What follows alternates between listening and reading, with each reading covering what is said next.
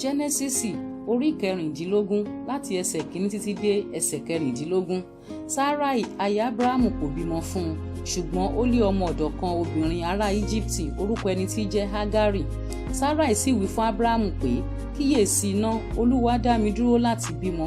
Èmi bẹ̀ ọ́, wọlé tọ̀ ọmọbìnrin ọ̀dọ̀ mi. Ó lè ṣe pé bóyá èmi á ti pàṣẹ rẹ̀ lé ọmọ. Ábúráhámù sì gba ohùn Sáráì gbọ́. Sáráì aya Ábúráhámù sì mú Hágárì ọmọ ọ̀dọ̀bìnrin rẹ̀ àti ará Íjíbítì náà.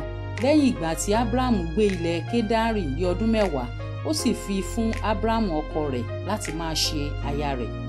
Òun sì wọlé tọ̀ Hágárì, ó sì lóyún.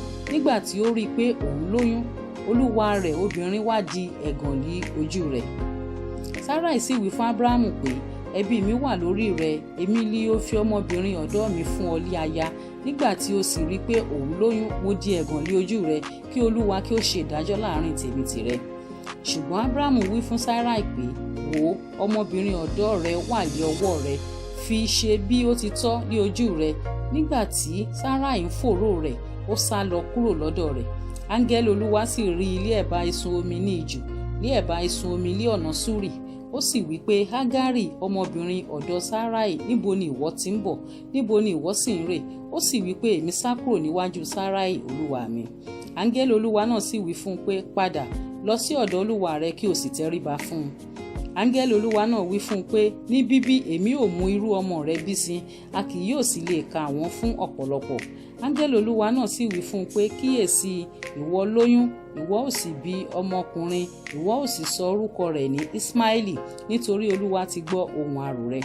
Jàgídíjàgan ènìyàn ni yóò sì ṣe, ọwọ́ rẹ̀ yóò sì wà lára ènìyàn gbogbo, ọwọ́ ènìyàn gbogbo yóò sì wà lára rẹ̀, òun ó sì máa gbé iwájú gbogbo àwọn arákùnrin rẹ̀. Ó sì pe orúkọ Olúwa tí ó bá a sọ̀rọ̀ ní, ìwọ Ọlọ́run tí ó rí mi, nítorí ó wí pé, èmi há wá ẹni tí ó rí mi kiri níhìn-ín. Nítorí náà ni a ṣe ń pe kànga náà ní Bẹ́là-Háróì.